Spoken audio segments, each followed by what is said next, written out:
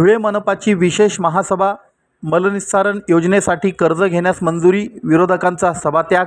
धुळे महानगरपालिकेच्या स्थायी समितीच्या 4 सदस्यांच्या पत्रानुसार केंद्र शासन पुरस्कृत अमृत 2 योजनेअंतर्गत धुळे शहर मलनिस्सारण योजनेच्या मनपा हिश्श्याची 30% रक्कम कर्ज स्वरूपात मिळण्याबाबतच्या विषयावर मंगळवारी महापालिकेच्या भारतरत्न अटलबिहारी वाजपेयी सभागृहात महापौर मायादेवी परदेशी यांच्या अध्यक्षतेखाली सकाळी 11 वाजता विशेष महासभा घेण्यात आली. यावेळी मंचावर आयुक्त नितीन कापडनीस, उपमहापौर ज्योत्स्ना पाटील, नगर सचिव मनोज वाघ उपस्थित होते. या सभेत राष्ट्रवादी शिवसेनेच्या सदस्यांनी कर्ज घेण्याच्या विषयाला विरोध केला, तर विरोधी बाकावर बसलेल्या MIMने मात्र विकासासाठी आम्ही प्रशासनासोबत आहोत, मात्र जनतेवर बोजा पडू नये अशी अपेक्षा व्यक्त केली. विरोधी नगरसेवकांच्या प्रभागांमध्ये ही योजना राबवू नका अशी भूमिका भाजपाच्या नगरसेवकांनी मांडली. दरम्यान 150 कोटी रुपयांचं कर्ज अमृत 2 योजनेच्या 30% हिश्श्यासाठी घेणं हितावह असल्याचं सांगत भाजपा नगरसेवकांनी आमदार अग्रवाल यांच्यासह भाजपाच्या शीर्षस्थ नेत्यांचं तोंड भरून कौतुक केलं. अमृत 2 योजनेला आमचा विरोध नाही, आमचा विरोध योजनेसाठी कर्ज घेण्याला आहे, अशी भूमिका मांडत राष्ट्रवादी शिवसेनेच्या आघाडीचे नेते शहबाज शाह यांनी सभात्याग करीत असल्याचं सांगताच भाजपा नगरसेवक संतप्त झाले. रणछोडदास भगोडे अशी संभावना करीत राष्ट्रवादी सेनेच्या सभात्याग करणाऱ्या नगरसेवकांच्या प्रभागांमध्ये ही योजना राबवू नका अशी भूमिका भाजपा नगरसेवकांनी मांडली. नगरसेवक अमोल मासुळे, वंदना भामरे, जयश्री अहिरराव, प्रतिभा चौधरी, शहबाज शाह, नागसेन बोरसे, ललित माळी, किरण कुलेवार, जावेद बिल्डर इत्यादींनी आपली मते मांडली.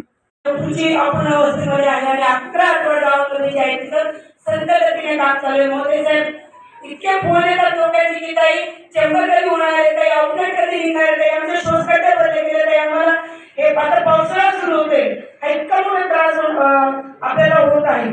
आणि हा जर आपल्याला कमी करायचा असेल तर नागरिकांपर्यंत पॉझिटिव्ह बातमी जाऊ द्या की आपल्याला हे घेणं फार महत्त्वाचं आहे आणि याच्यामध्ये नागरिकांचा कुठल्याही रुपयाचा खर्च होणार नाहीये.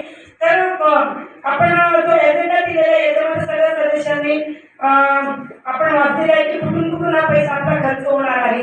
तर वित्त आयोग असतील, आमच्या पुलेवरताईंनी सर्व सांगितलं, तर हा पैसा त्याच्यातनं आपला खर्च होणार आहे. तर नागरिकांचा कुठलाही रुपये त्याच्यातनं आपला खर्चासाठीचा जाणार नाही. तर ही चांगली बातमी आपण जनतेपुढे जाऊ द्या आणि हे फार महत्त्वाच्या विषयासाठी आजची सभा आपण बोलवण्यात आली.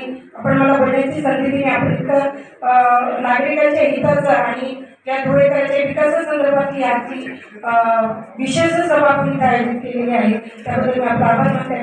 धन्यवाद. ही महत्त्वाची बैठक बोलवण्यात आलेली आहे.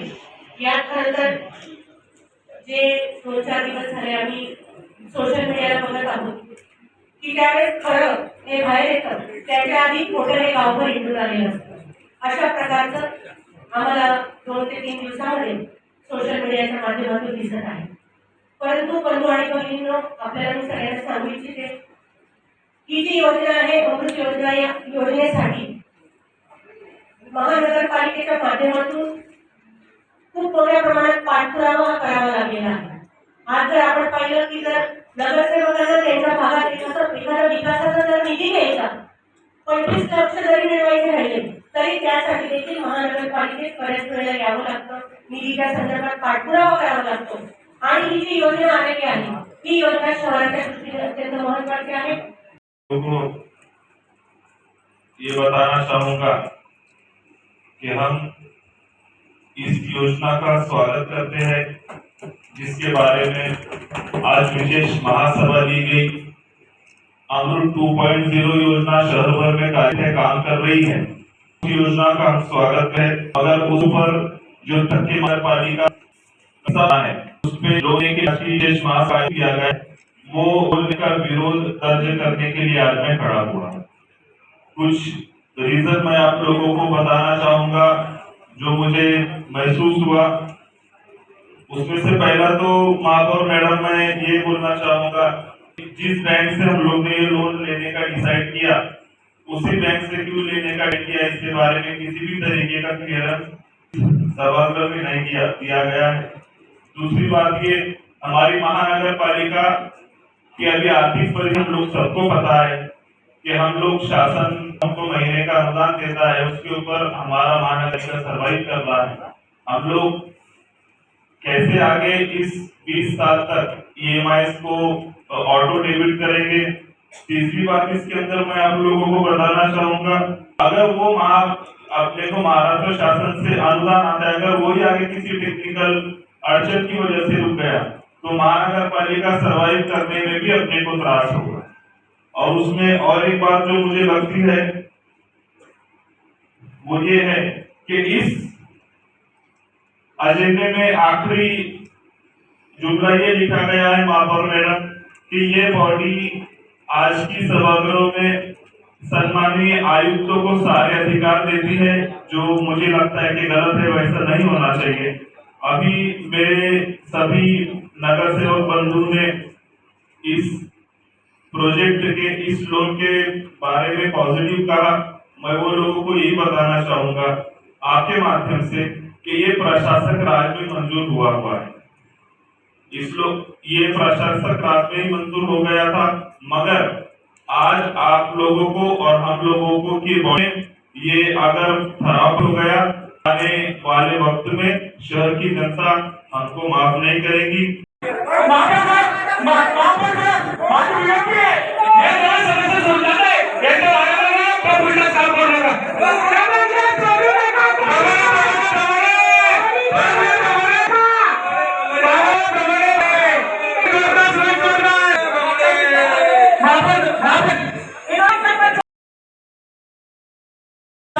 त्याची जनतेचा विचारच करायचा नाही, म्हणजे किती हे स्वार्थी आहे. म्हणजे मी शब्द भरपूर माझ्याकडे बोलायला, एकदम विचित्र विषय हा. म्हणजे त्यांनी काय करायचं की जनतेच्या मतांवर निवडून द्यायचं, त्या जनतेच्या आरोग्याच्या तिथल्या विकासाबद्दल बोलायचं नाही. मग हे काम करा. यांच्या मुलामध्ये नसेल तर माझी एक म्हणणं आहे की यांच्या भागामध्ये योजना राबवू नका. त्यांनी सांगितलं नाही करायचं, त्यांना काम करा. आपल्या ज्यांना मंजूर असेल त्यांच्यामध्ये काम करा, वैयक्तिक कार्यान्वित करावं एवढं करतो. म्हणून ते एकांतात ऐकण्यासाठी गेले असतील. तर महानगरपालिका आणि आपलं कुटुंब चालवणं आणि महानगरपालिका चालवणं जवळजवळ एकसारखं असतं. बजेटचा फरक असतो. कुटुंबाचं बजेट लहान, महापालिकेचं बजेट मोठं. पण जेव्हा आपण आपलं कुटुंब चालवतो तेव्हा आपण सुद्धा वेगळ्या प्रकारचे लोन घेत असतो. इथे आपण जेवढे उपस्थित आहोत त्यातल्या 90% लोकांचं कुठलं ना कुठलं लोन असतं. याच्यामध्ये होम लोन असतं, व्हेकल लोन असतं, बिझनेसचे लोन असतात.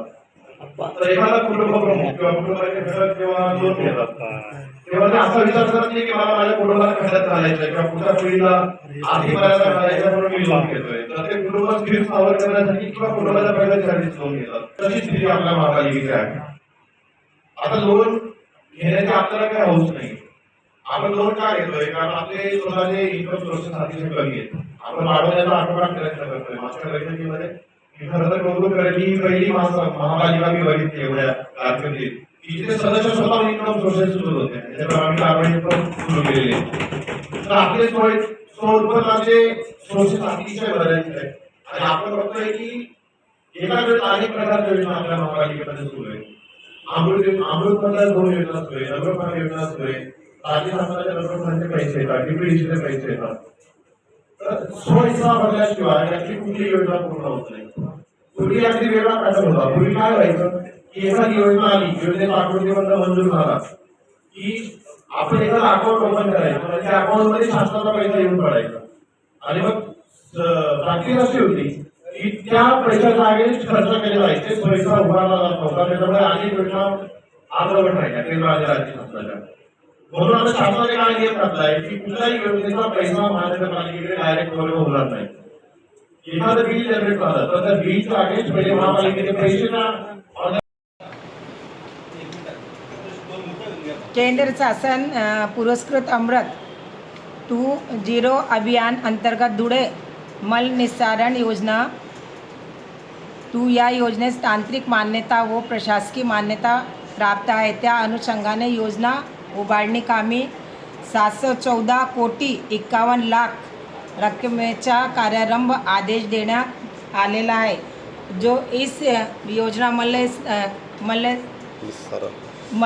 निस्सारण की जो योजना के लिए हमने विशेष महासभा बुलाई, तो ये योजना में सभी ने सिर्फ जो अपने राष्ट्रवादी शिवसेना राष्ट्रवादी इनके नगर सेवकों का विरोध हमने नोंद कर बाकी सब ने एक साथ उसके लिए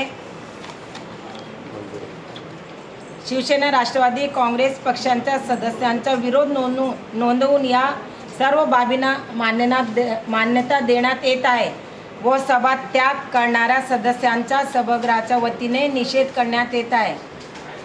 भारतीय जनता पार्टी ने जो हमारे 50 नगर सेवक चुन के दिए और हम उनकी किसी भी ऐसा काम नहीं करेंगे जो कि उनके जो विश्वासाला कुठलाही प्रकारचा तडा जाऊ देणार नाही, इतकी मी ग्वाही देते।